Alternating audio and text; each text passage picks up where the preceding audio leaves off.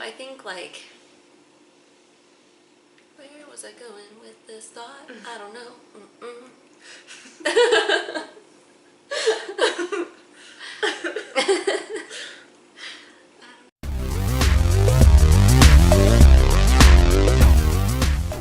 Hey, it's Megan and Sue in the restricted section.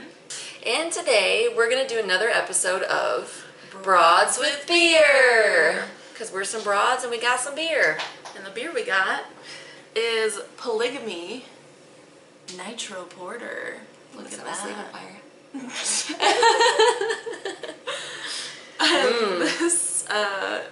This is from Wasatch Brewery. And we have not had a beer from them yet, I don't believe. And they're from Utah. Unsurprisingly. So let's try. We're going to pour it in a glass because it's a nitro, and I think you're supposed to do that with nitros.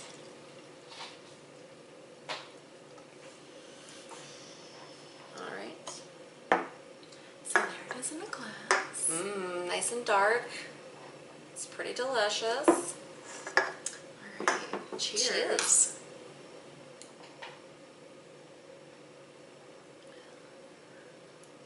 It's pretty good. Pretty good. Nice smooth like finish. it. It's not bitter. I like polygamy. I enjoy polygamy myself. Pretty delightful. Alright, so today's Broads with Beer topic, I stole from Julie over at Pages and Pens. She did a video last week where she talked about how joining booktube has changed how she reads. And we thought that would be a good topic to discuss in one of our Broads with Beers episodes. Yeah, and we'll put her video down below. You should go check that one out too. But yeah, let's talk about it. Let's chat. Yeah, so I definitely read way more than I used to. Me too. Than before I joined booktube. I started reading more even just when I started watching booktube, a little more. But I think the year before we joined booktube, I had set a Goodreads goal for myself of 35 books, and I barely made it. Like, I finished my 35th book on December 31st. Nice. And was late going out to a New Year's bash because I was trying desperately to finish my book. Ding. And so I barely read 35 books that year. And the next year was the year we joined booktube. And that year I set a goal of 40 books for myself initially. I blew past that goal and upped it to 50, and I think I ended up reading like 67 or something. That sounds right. So I almost doubled the number of books that I read. Damn. And this year is probably going to be, I would guess I'll probably end up roughly around the same because so far I've read 44 books this year. Nice. Yeah, I mean, I read a lot more now that we've joined booktube, because I think before we started booktube, the year before, I honestly, like, it's kind of embarrassing, but I maybe read 5 books that year. Like, I did not, like, 5 or 6. Oh, yeah. Before I set my Goodreads goal that year, I read way less. Yeah, I didn't read hardly anything. And then the first year we were doing this, I set a Goodreads goal for 35, not really knowing if I would make it or not. I was like, I'm not really sure, like, And then I ended up reading 60-something books. I think 64 or 63 maybe, I don't know, but somewhere in the 60s. And so this year I set my goal for, did I set it for 50? I think so. I think we both set ours for 50. And I think I've read, I'll have to check, I think you've read it slightly more than I have, so I probably have read like 40-ish.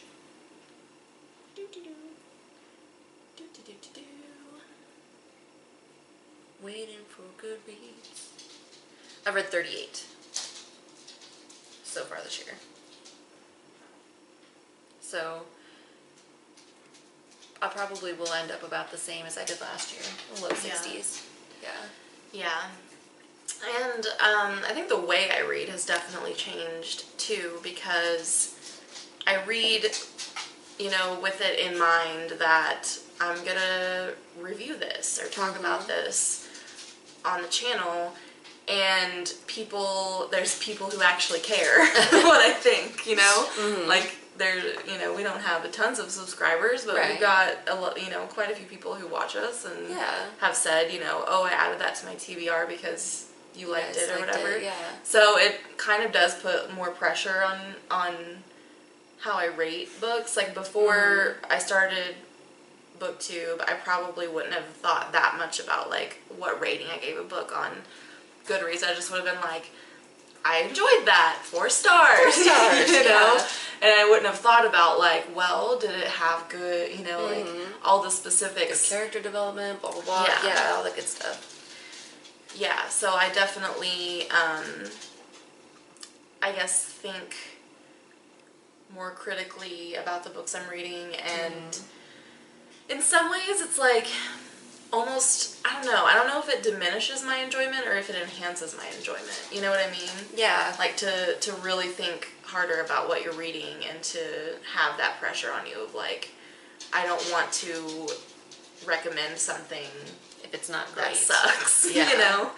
I think it can go both ways sometimes, because like sometimes I'll read a book and I know it's not like a great book or it's not like a literary work of art or anything, but I enjoy it. Right. So, but like thinking critically about it, I'm like, well.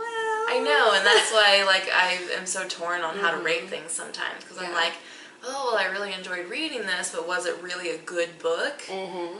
Maybe not. That's how I felt about Faded by S.G. Brown. Was it a great literary work of art? No, it was not. And that's the thing too with like Goodreads ratings, which I guess maybe if I actually like wrote a review for a book, then that would help, clear it up for people. Yeah, I never write anything though. But like I usually just like throw out a star rating and then leave it at that. But sometimes like I'll give something, like I probably wouldn't rate all books on the same level, you know what I mean? Like, like a book like a literary fiction book, I'm not gonna hold a romance novel to the same standard as like a classic or a literary fiction or something like that, because like romance novels, it's not their purpose. Right. Like they have a purpose, and so even if it's like not the best book, I still feel like I should give it, like if I enjoyed it, I should give it a high rating, because that's what a romance novel is for. It's for the most part. It's just for enjoyment, entertainment. Right. It's not necessarily for like enlightenment or anything like that. It's just a fun read. Which some of the I like silly old sci-fi novels, and a lot of them are problematic, and a lot of them are silly as fuck. Yeah. But some of them are really fun to read. Mm-hmm. And that's another thing that like Julie talked about a little bit in her video, is like that pressure of, is this book problematic? Like, I don't want to recommend something that could be offensive, not only because, you just don't want to do that. Right. But also because you might get crucified the way BookTube can be sometimes. Is very, like... Especially on Twitter. Like, Twitter's just the worst. People can jump on each other pretty quickly. But I think, like, if you're open about it, like, I think if you're talking about a book and you're like, you know what? Yeah, there were some problematic things about this book. They were this, this, and this. Right. But those things aside, the writing was strong, the character development was strong, and I enjoyed reading it despite those problematic things. But there still could be instances where, like, what if I just didn't recognize something that was problematic, And then people might come after you. Like, that's, like, something that I worry about sometimes. Like, reading a book, I'm like... But at the same time, like, I don't want to accuse a book of being something that it's not. If it's not. You know?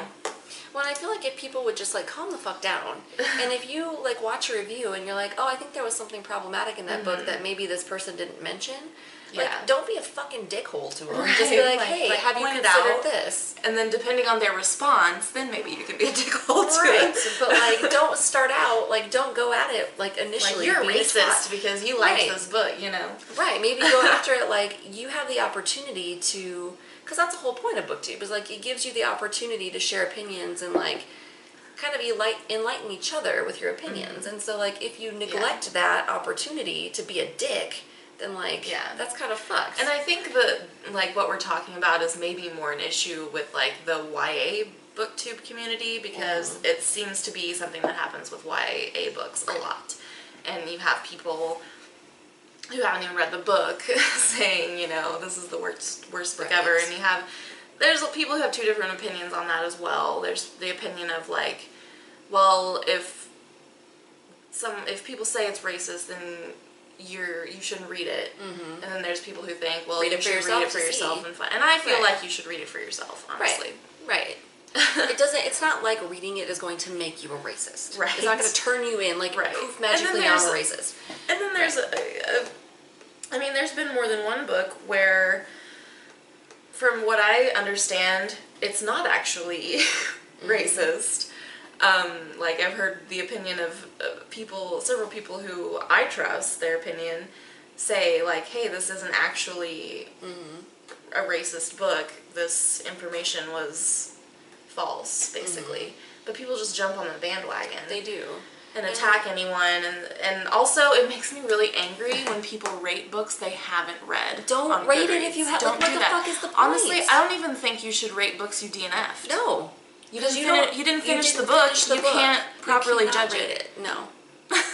No. You can't give, like, an educated opinion about it. You can give an opinion of those 20 pages you read, or 50 pages like, you read. I don't think, even if you read 3/4 of the book, you didn't finish I don't think you should rate it if you didn't finish it. Because if I were to have rated Watership Down, for example, based on the first third of it I read, it would be a completely different rating than my rating of the entire book. Exactly. Like, you can't. Like, I don't think you should rate a book you haven't completed. I agree. Yeah. That's my opinion. But then, and like, also, like, if you're going to talk to somebody about something in a book, like, don't be a douche. Like, just say, you know, when I read this book, me personally, I noticed this, this, and this. What do you think about that? Yeah. And I do feel like the people who watch our channel, I don't think are those kind of people who are just going to be like, no, you know, jump on the bandwagon. Because like, we this haven't. is racist. And like, I think it's a lot. I think you're right. I think it's a bigger issue with YA books. Yeah. In the YA community. But anyway, I feel like we got a little off topic. But there is, like, I do still feel like just more pressure in general right. when I'm reading to, you know, rate the book proper, like, right. Give it the proper rating that it deserves. Right. To recognize anything that could be potentially problematic in it. And then not to say anything stupid when we're doing a video. Because, like, I'm always worried I'm going to say something and then I'm like, that was real dumb. Why did I say that? Like, thank God for editing. Thank you, editing. Yeah. So there's just kind of more pressure, but I don't necessarily think that's a bad thing. No. And I do feel a little more pressure to read more as well. But again, I don't necessarily think that's a bad thing. No, because that's something I've been wanting to do for a long time. Yeah, me too. Like, I used to read so much when I was younger, and then I just, after college, I pretty much didn't read at all for the most part. Until just a few years ago. Same, yeah. And then I kind of slowly, like, we started that book club. And so that year, I probably read, like, not many more than, like, the 12 books that we read for book club that year. Right. And then the next year, I think, was whenever I set a goal for myself and ended up reading more. But, I mean, I've always loved books, and I always had a lot of books, too. Yeah. But I just would find myself not picking them up for some reason. Yeah. Well, it's nice to have that, like, accountability also. Because there's, like, you know, there is a lot of pressure to read new and different things so that you have things to talk about on BookTube, which can sometimes be good and sometimes can be bad. But I think for me it's been more good than it has been bad because it's encouraged me and, like, been a motivating factor for me to continue reading. Yeah. But I mean, sometimes it can be bad if, like, there are longer books you want to read that you skip over. Yeah. You know, or sometimes you blow through books. Reading shorter books more often than longer books. Which sucks because I actually usually end up really enjoying long books. Yeah, if I'm into it, I really like it because I always want more. Like, I like being immersed in the universe. And so if I really am into a book, I do kind of like for it to either be a series or be a long book because then I feel satisfied. Right. You know? Yeah. I think I do, this might not have as much to do with my actual reading, but I also buy more books since I started BookTube. Yeah. Because I think, again, it's that thing of, like, oh, if I buy books, I'll have something to talk about. I can do a book haul. Also, I've always wanted to like have my own library Me in my too. home, so I think I just kind of collect books. Yeah. But that's kind of stupid of me to do right now because I don't own my home. So you're I renting. rent my home, so I would like to own a home, and it's going to be a big pain in the ass to move a bunch of books. It is. Moving sucks with books. Yeah, I mean, I think the main ways my reading has changed is just that I read more, and I read more critically, which I think is a good thing. Yeah, I think the effect of like BookTube on my reading has been overwhelmingly positive. Yeah, but I do find myself like while I'm reading a book thinking like, I'll probably give this 4 stars. Yeah, I think that too. I'm like, oh, but like it changes like throughout the book because like I might start a book and I'm like, oh, this is totally a 2-star book, and then I get like a third of the way through it or like a quarter of the way through it, and I'm like, oh, maybe it's like a 3-star book. Yeah, that's right. Then I'll get like, oh, it's definitely 4 stars now, and then I'll get to a different part, and I'm like, fuck this book, it's a 2-star book. So I'm a little bit like fickle while I'm reading it, and then afterwards, like, I'll have my initial like, okay, I'm gonna rate this. But then like a couple days will go by sometimes and I'm like, maybe I should change my rating. Yeah, I've done that before too. Yeah. And then I hate like, why Goodreads? Why won't you get half-star ratings? Why do you not think this is important? Like, listen, listen.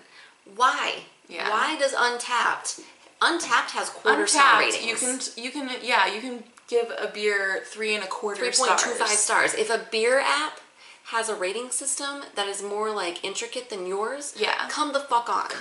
Come the fuck on.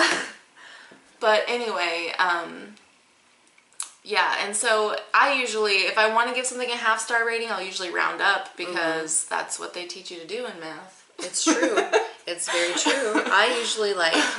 But a lot of people round down and they'll give it 3 stars and be like 3.5 stars, but I'm like, and I guess I get it because it's like you don't want to give the impression that you liked it more than you did. But at the same time, I'm like, all through school, you learn that if something's 3.5, you round it up to 4. See, I am not consistent with that because, like, if I want to give something a half-star rating, it depends on how strongly I feel about it. So well, sometimes I'll give things a quarter. Like, if I feel like it was a little better than 3 stars, but I'm like, I don't feel like it deserves that whole half, I'll be like 3.25, and then I'll mark it 3. Right. I don't know. But usually I round up, but then I feel like I need to give an explanation, so I'll usually put in the like comment review section or whatever, say 3.5 stars, and then kind of give an explanation or something as to why. I don't know. Maybe I should start writing actual reviews on Goodreads. I feel like I probably should do that, but like, I mean, does anybody? I mean, I read those. I guess. I read them I guess too. People read yeah, them. I read them because I read them. So. Yeah. So, what do you think about this beer? I like it. I think it's a pretty good porter. I think so too. Yeah, polygamy. Polygamy. Try it out. Try some polygamy. Just try it. See how it goes. See if you like it. It says, we drink our share and can the rest. She's on nitro. Meet the sister wife of our classic brew. This nitrogenated version is as chocolatey and easy drinking as the original, but even softer and creamier. It's okay to love them both. Yeah. I think it's good. I like it. The guy kind of looks like Jesus. He looks like that painting of Jesus that lady White fucked Jesus? up. Oh, he does. So, there will be some links down below where you can find us elsewhere on social media. If you haven't subscribed yet, do it. Please do. Yes, and we'll see you next time. Bye. Bye.